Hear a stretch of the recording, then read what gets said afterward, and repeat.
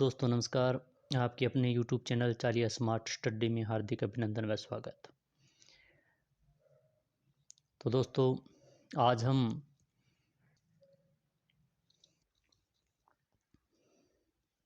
कक्षा 7 भाग 2 हमारा राजस्थान की पाठ्य पुस्तक का अध्याय 1 का अध्ययन करेंगे। कल तक हमने कक्षा 6 की पाठ्य पुस्तक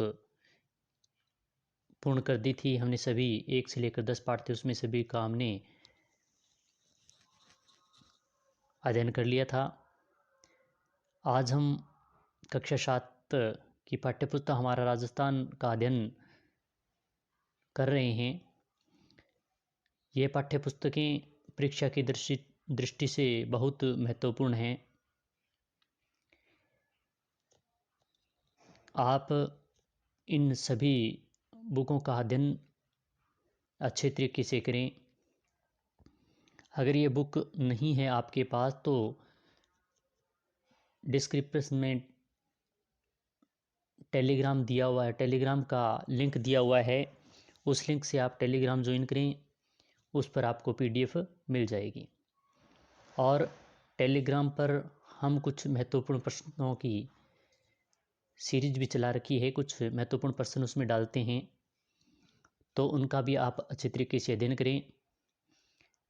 अगर ये क्लासें आपको अच्छी लग रही है तो लाइक शेयर करें। तो आज हम शुरू करते हैं कक्षा 7 हमारा राजस्थान की बुक का अध्याय 1। पहला अध्याय अध्ययन कर रहे हैं वन्य जीव एवं संरक्षण। अध्याय का नाम है वन्य जीव एवं संरक्षण। इनके बारे में हम इस बुक में अध्ययन करेंगे। आप हमारे साथ अंत तक बने रहें, क्योंकि अंत में परीक्षा की दृष्टि से महत्वपूर्ण प्रश्न कौन कौन से बनते हैं इस पाठ में हम उनका अध्ययन करते हैं। तो आप अंत तक बने रहें। तो शुरू करते हैं आज का अध्याय। कक्षा में आज एक नए विद्यार्थी का आगमन हुआ।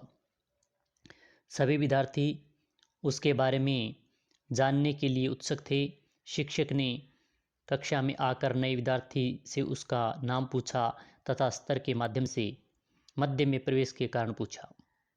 विद्यार्थी ने बताया, मेरा नाम ईशान है, मेरे पिता वन विभाग में कार्यरत हैं।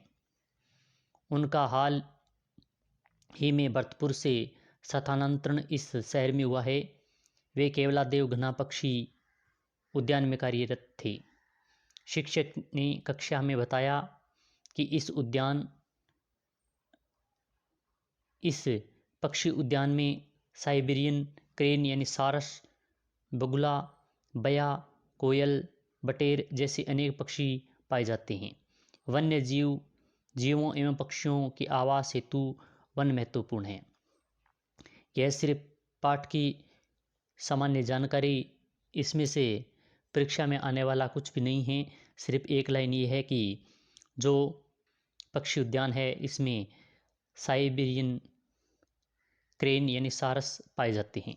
यह बहुत बार परीक्षा में पूछा गया प्रश्न है। आगे देखते हैं वनों का महत्व। वन प्रकृति के द्वारा प्रदत्त अमूल्य उपहार हैं। पेड़ पौधे हमें शुद्ध हवा देने के साथ साथ वर्षा में भी सहयोग करते हैं। पेड़ पौधे वन्य जीवों को आश्रय प्रदान करते हैं। वन प्राकृतिक सुंदरता के साथ ही जलवायु को सम बनाते हैं। वन जीविका के साधन भी होते हैं। वनों का आर्थिक महत्व उनसे प्राप्त होने वाले उत्पादन से होता है। राजस्थान के वनों से इमारती लकड़ी, ईंधन की लकड़ी, तेंदू के पत्ता, बांस, गोंद, खस आदि कई प्रकार की औषधियाँ प्राप्त होती है। वनों के प्रकार में यह परीक्षा की दृष्टि से महत्वपूर्ण है। राजस्थान में राज्य के कुल क्षेत्रफल का लगभग 10 भाग वन क्षेत्र है, यानी 10वें भाग पर वन क्षेत्र है। राज्य में सर्वाधिक वन क्षेत्र उदयपुर और सबसे कम वन क्षेत्र चूरू जिले में पाया जाता है। यह बहुत बार परीक्षा में पूछा गया है कि सर्वाधिक वन कौन से जिले में पाया जाता है, तो उदयपुर जिले में, और सबसे कम वन किस जिले में पाया जाता है, तो चूरू जिले में। वनों को 3 भागों में विभाजित किया गया है। आरक्षित वन, सुरक्षित वन और तीसरा है अवकृत वन। इन वनों के बारे में भी परीक्षा में बहुत बार प्रश्न आता है। यह वन सरकारी नियंत्रण में आते हैं, यानी आरक्षित वन होते हैं वो उन वनों पर सरकार का नियंत्रण होता है। पर्यावरण की दृष्टि से महत्वपूर्ण होने के कारण इस क्षेत्र में पशु चराने व लकड़ी काटने पर प्रतिबंध होता है। ये कुल वन क्षेत्र में 1/3 क्षेत्र से अधिक है, यानी ये कुल वन क्षेत्र का 1/3 जो क्षेत्र है उससे अधिक क्षेत्र में पाए जाते हैं। आरक्षित वनों पर सरकार का नियंत्रण होता है। इसमें लकड़ी काटना व पशु चराना प्रतिबंध यानी रोक है। सुरक्षित वन, यह वन भी सरकारी नियंत्रण में आते हैं। कुछ नियमों के साथ इस क्षेत्र में लकड़ी काटने व पशु चराने की अनुमति दी जाती है। इस प्रकार के वन कुल वन क्षेत्र के आधे से अधिक क्षेत्र पर फैले हैं। यह जो सुरक्षित वन है ये कुल वन का 1/2 भाग में ही से अधिक फैले हुए हैं। इन सुरक्षित वनों पर भी सरकार का नियंत्रण होता है, मगर कुछ नियमों के तहत लकड़ी काटने व पशु चराने की छूट दी जाती है। तो ऐसा परीक्षा में पूछा भी जाता है कि कुछ नियमों के तहत पशुओं को चराने व लकड़ी काटने में छूट कौन से वन दी जाती है, तो सुरक्षित वन।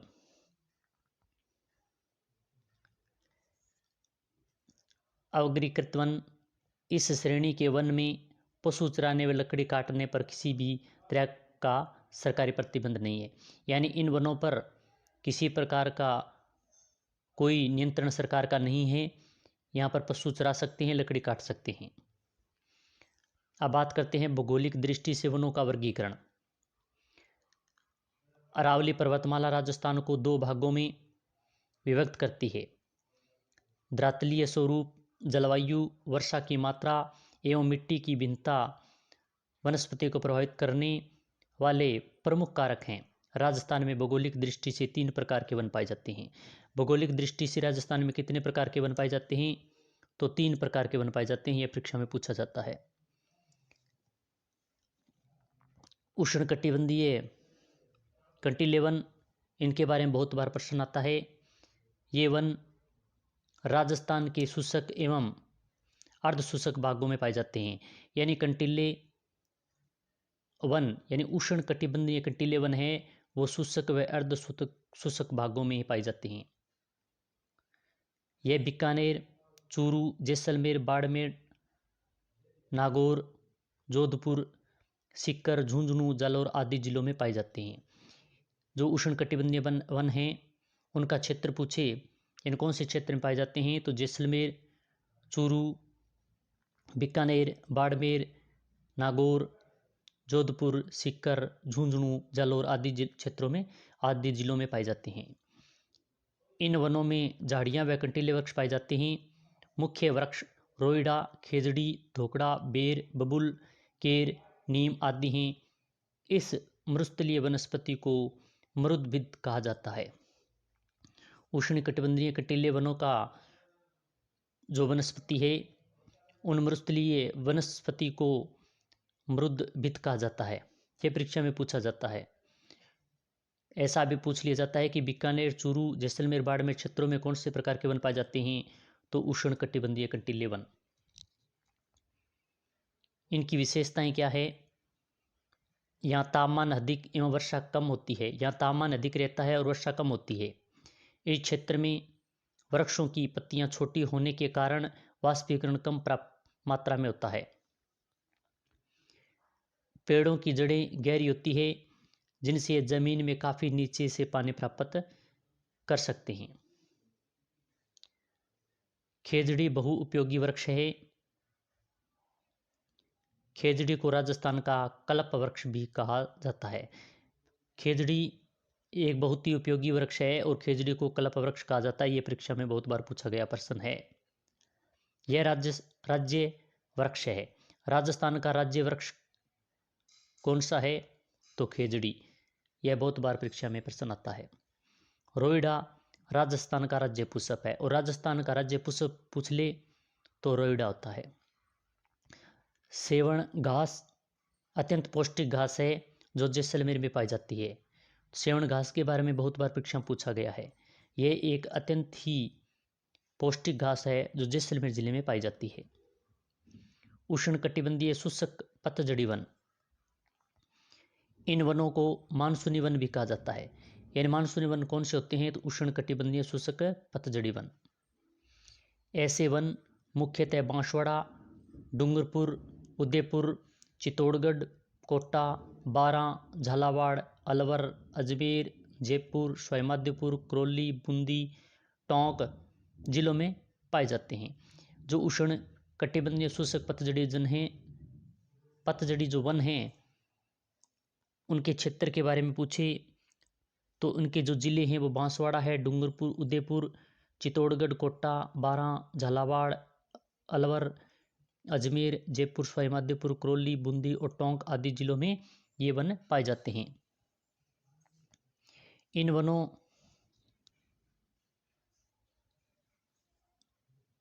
में सागवान, बरगद, तेंदू, सालर, महुआ, गुल्लर, धोक, ढाक, साल, सीताफल, बांस, आंवला, आम, नीम, शीशम आदि वृक्ष पाए जाते हैं।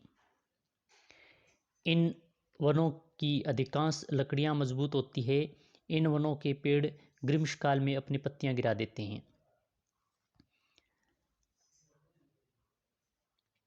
आगे तीसरा जो महत्वपूर्ण है, उष्ण कटिबंधीय सदाबहार वन।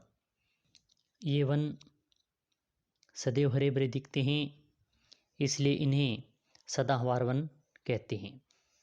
ये आबू पर्वत क्षेत्र में पाए जाते हैं। ये वन पहाड़ी की ऊंचाई वाले भागों में पाए जाते हैं। इन वनों में मुख्यतः आम, बांस, सागवान आदि वृक्ष पाए जाते हैं।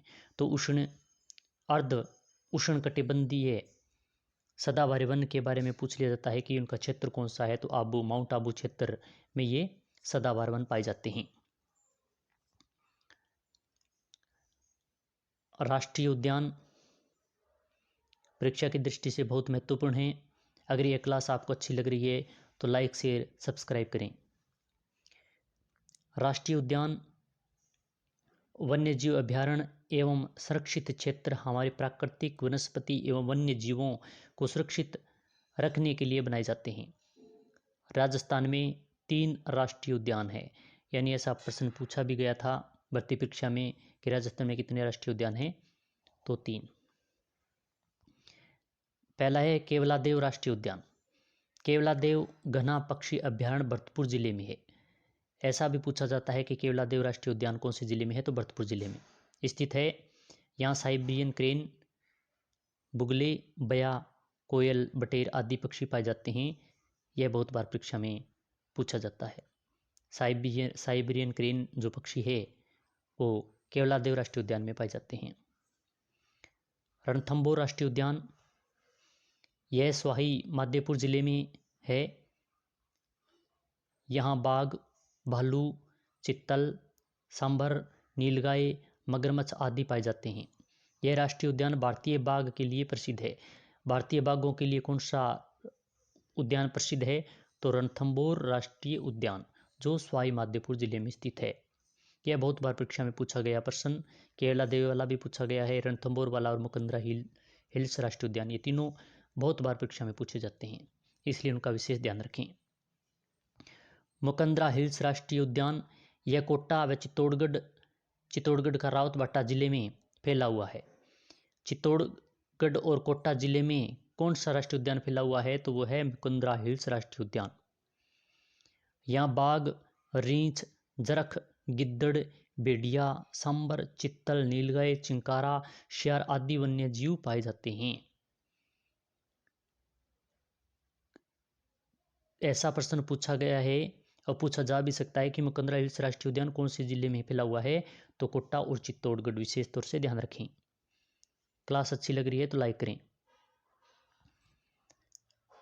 वन्य जीव अभ्यारण्य, राष्ट्रीय उद्यान के बाद में वन्य जीव अभ्यारण्य कौन कौन से है? अभ्यारण्य का अर्थ होता है अभयारण्य,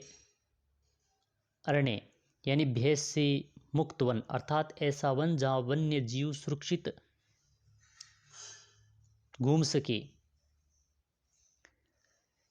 इसी उद्देश्य के लिए सरकार द्वारा वन क्षेत्र को संरक्षित किया जाता है।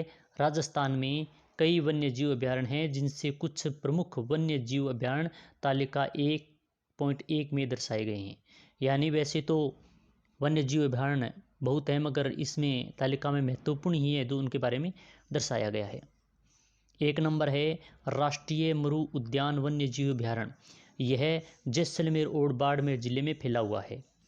वन्य जीव कौन कौन से? तो इसमें गोडावण जो राज्य पक्षी है, भेड़िया, सियार, लोमड़ी, चिंकारा और नीलगाय, ये वन्य जीव है जो राष्ट्रीय मरु उद्यान वन्य जीव अभ्यारण्य में पाए जाते हैं।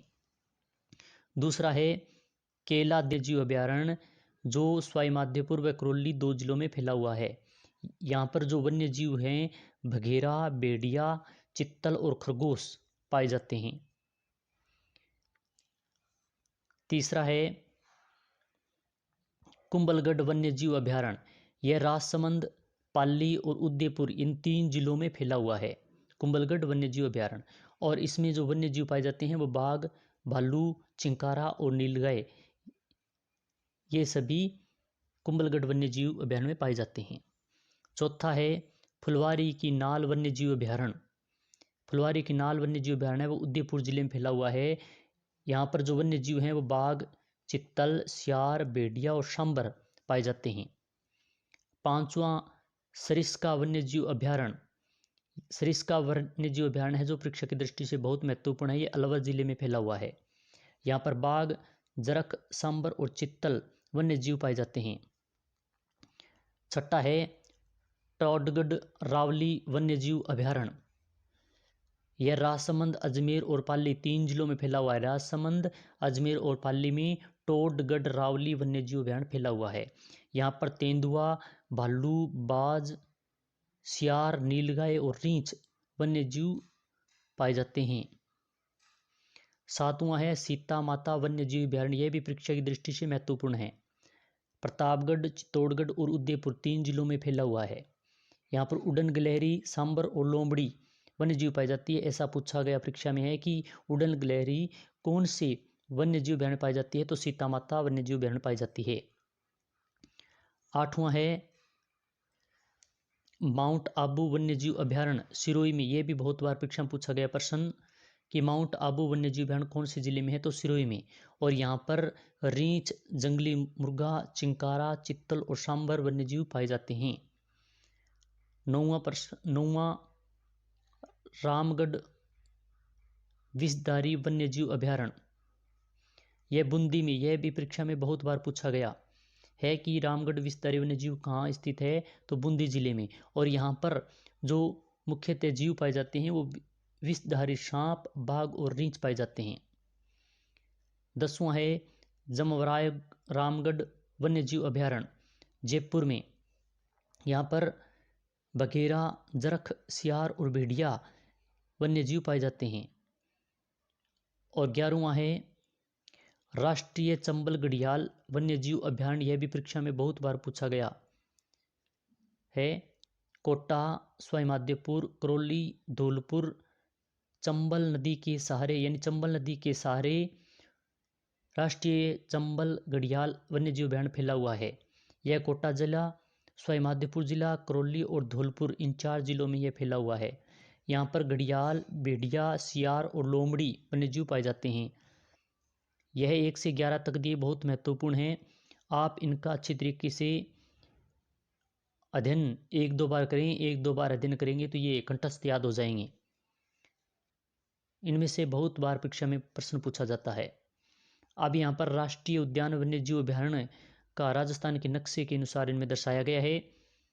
आप वीडियो को रोककर इनका अच्छी तरीके अध्ययन कर सकते हैं। जैसे ताल छापर चूरू, मरु राष्ट्रीय उद्यान जो जैसलमेर बाड़मेर में है। ये केवला देवी भरतपुर वाला, रणथंभौर स्वयमाध्यपुर वाला और मुकंदरा हिल्स कोटा वाले नेक्स्ट स्थान पर ये पाए जाते हैं। ये अलग अलग हैं, आप इनका अध्ययन अच्छी तरीके से कर सकते हैं।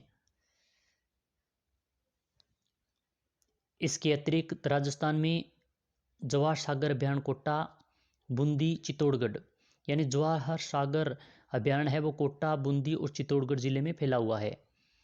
बंद बेरठा वन्य जीव अभ्यारण्य भरतपुर में, यह भी बहुत बार परीक्षा में पूछा गया कि बंद बेरठा वन्य जीव अभ्यारण्य कौन से जिले में है, तो भरतपुर में। इनमें से एक तरफ तो वन्य जीव अभ्यारण्य दे देते हैं या राष्ट्रीय उद्यान, और दूसरी तरफ जिलों के नाम दे देते हैं, तो इनसे मिलान करना पूछा जाता है। बेसरोड़गढ़ वन्य जीव अभ्यारण्य, बस्सी वन्य जीव अभ्यारण्य,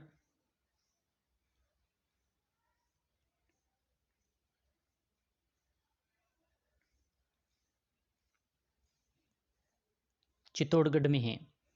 स्वाई मानसिंह वन्य जीव अभ्यारण्य, स्वाई माधोपुर वन्य जीव अभ्यारण्य, ये स्वाई माधोपुर जिले में स्थित है। वन विहार वन्य जीव अभ्यारण्य, राम सागर वन्य जीव अभ्यारण्य, केसरबाग वन्य जीव अभ्यारण्य, ये सभी धौलपुर में स्थित है। जयसमंद वन्य जीव अभ्यारण्य, सज्जनगढ़ वन्य जीव अभ्यारण्य, ये सभी उदयपुर में है। सज्जनगढ़ और जयसमंद वन्य जीव अभ्यारण्य के बारे में परीक्षा पूछा गया है। सज्जनगढ़ वन्य जीव अभ्यारण्य कौन से जिले में है, यह भी प्रश्न बहुत बार पूछा गया। नाहरगढ़ वन्य जीव अभ्यारण्य जयपुर में स्थित है। शेरगढ़ वन्य जीव अभ्यारण्य बारां में। ताल छापर वन्य जीव अभ्यारण्य चूरू में, ये तो बहुत बार परीक्षा में पूछा गया प्रश्न है कि ताल छापर वन्य जीव अभ्यारण्य कौन से जिले में है, चूरू में।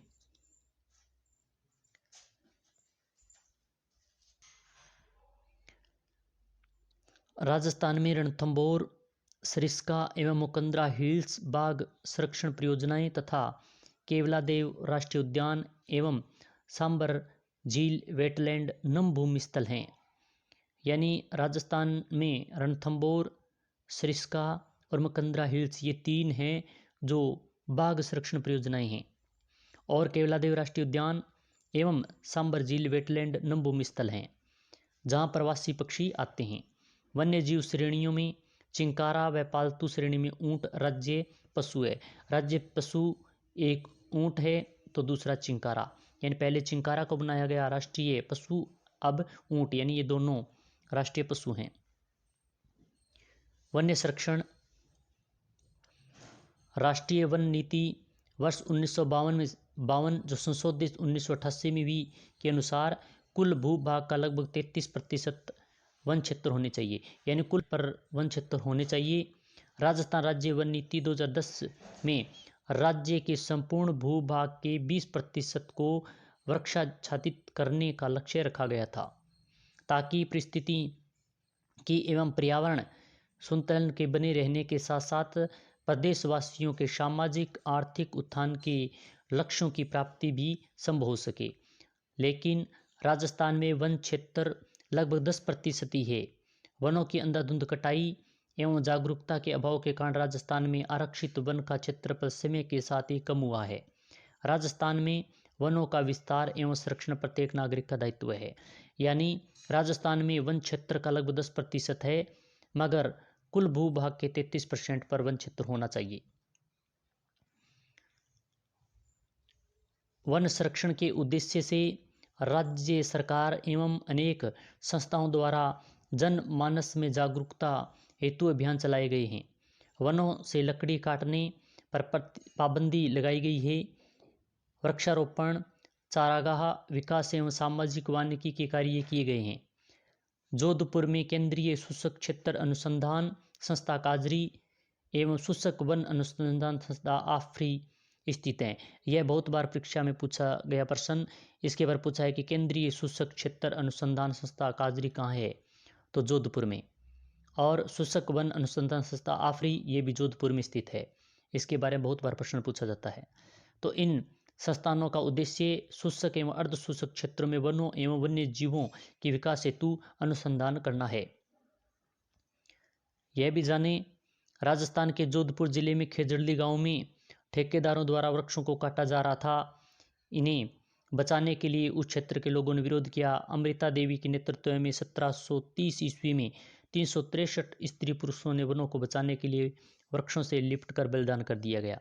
तो अमृता देवी के नेतृत्व में 1730 में 363 महिलाओं ने बलिदान दिया। यह बहुत बार परीक्षा में पूछा जाता है। अमृता देवी की स्मृति में यहाँ मृग वन स्थापित किया गया है। प्रतिवर्ष भाद्र माह के शुक्ल पक्ष की 10वीं को यहाँ विश्व में एकमात्र वृक्ष मेला यानी विश्व का एकमात्र वृक्ष मेला खेजड़ली नामक स्थान यानी जोधपुर में लगता है, जो प्रतिवर्ष भाद्रपद माह की शुक्ल पक्ष में लगता है 10वीं को। शब्दावली: वाष्पीकरण: तापमान अधिक होने पर जल का वाष्प बनकर उड़ जाना।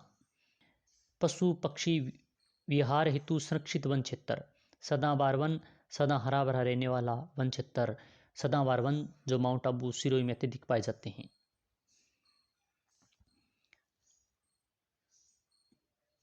सही विकल्प कोष्ठ में लिखने हैं। राजस्थान का राज्य पक्षी है ए मोर, बी गोडावण, से तोता और द कबूतर। तो राजस्थान राज्य का राज्य पक्षी है वो है गोडावण। सदाबहार वन कहाँ पाए जाते हैं? राजस्थान में सदाबहार वन कहाँ पाए जाते हैं? प्रश्न संख्या 2। ए करौली, ब उदयपुर, से श्रीगंगानगर और द माउंट आबू। तो प्रश्न संख्या 2 का सही उत्तर होगा the mount Abu. Mount Abu में सर्वाधिक सदाबहार वन पाए जाते हैं। मिलान कीजिए, ऐसा बहुत बार परीक्षा में प्रश्न आता है। 4 यहाँ पर वन्य जीव अभयारण्य दे दिए और दूसरी तरफ उनमें कौन कौन से वन्य जीव पाए जाते हैं या जिलों के नाम दे दिया जाता है, तो इन कौन से जिले में हैं तो इनके बारे में मिलान करना पूछा जाता है। तो सीता माता वन्य जीव अभयारण्य में कौन से वन्य जीव पाए जाते हैं? तो उड़न गिलहरी। 1 का होगा 2। दूसरा है राष्ट्रीय मरु उद्यान वन्य जीव अभयारण्य। तो राष्ट्रीय मरु उद्यान वन्य जीव अभयारण्य में कौन सी वन्य जीव पाए जाते हैं? तो गोडावण यानी 2 का 3। तीसरा है रणथंभौर राष्ट्रीय उद्यान में कौन से वन्य जीव पाए जाते हैं? तो तीसरे में होगा 4 नंबर यानी बाघ। रणथंभौर राष्ट्रीय उद्यान में बाघ पाए जाते हैं, तो 3 में 4। और केवलादेव राष्ट्रीय उद्यान में तो सभी को पता है कि साइबेरियन क्रेन यानी सारस पाए जाते हैं, तो 4 का 1 होगा। तो सही उत्तर होगा 1 में 2 और 2 में 3, 3 में 4 और 1 में 5, 4 में 1। अति लघुत्रात्मक प्रश्न: राजस्थान के राष्ट्रीय उद्यानों के नाम बताइए। राजस्थान में राष्ट्रीय उद्यान है वो कौन कौन से उनके नाम बताने हैं, तो अभी हम पढ़ कर आए हैं 3 राष्ट्रीय उद्यान हैं। तो 1 नंबर है केवलादेव राष्ट्रीय उद्यान, 2 नंबर है रणथंभौर और 3 नंबर है मुकंदरा हिल्स। ये 3 राजस्थान में राष्ट्रीय उद्यान हैं। प्रश्न संख्या 2 है राजस्थान की किन्हीं 4 वन्य जीव अभयारण्यों के नाम लिखिए। तो अभी हम पढ़ कर आए हैं 11 थे, उनमें से लिख सकते हैं जो राष्ट्रीय मरु उद्यान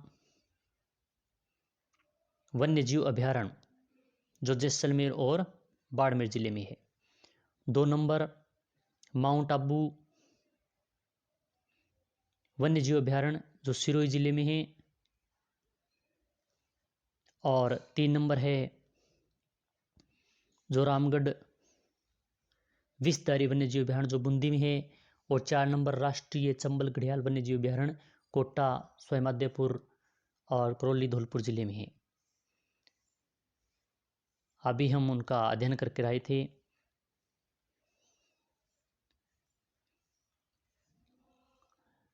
ये है अभयारण्यों के नाम, अलग अलग क्रम संख्या के राष्ट्रीय, जैसे राष्ट्रीय मरु उद्यान वन्य जीव अभयारण्य जैसलमेर बाड़मेर जिले में है, गोडावण पक्षी के लिए प्रसिद्ध केला देवी वन्यजीव स्वाई माधोपुर करौली में है। कुंभलगढ़ वन्यजीव अभ्यारण्य राजसमंद पाली उदयपुर में है। फुलवारी की नाल वन्यजीव अभ्यारण्य उदयपुर में है। सरिस्का वन्यजीव अभ्यारण्य अलवर में है। टोडगर रावली वन्यजीव अभ्यारण्य राजसमंद अजमेर पाली में है। सीता माता वन्यजीव अभ्यारण्य प्रतापगढ़ चित्तौड़गढ़ उदयपुर में है। माउंट आबू वन्यजीव शिरोई में है। रामगढ़ विस्तारी वन्यजीव अभ्यारण्य बूंदी में है। जमवारामगढ़ वन्यजीव अभ्यारण्य जयपुर में है। राष्ट्रीय चंबल घड़ियाल अभ्यारण्य कोटा स्वयं करौली धौलपुर ये चंबल के सारे फैला हुआ है। तो आज हमने कक्षा 7 की पाठ्य पुस्तक हमारा राजस्थान की बुक का अध्याय 1 अध्ययन किया। यह आपको पाठ कैसा लगा? आप इन सभी पाठों का जो 1 से लेकर 10 तक हमने कक्षा 6 की पाठ्य पुस्तक में से अध्ययन करा दिए हैं। अगर आपने अभी तक वो वीडियो नहीं देखे हैं तो प्ले लिस्ट में जाकर अवश्य देखें। और इन बुक की PDF प्राप्त करने के लिए टेलीग्राम चैनल से जुड़ें और चैनल को लाइक शेयर करें, सब्सक्राइब करें। इसी के साथ जय हिंद, जय भारत।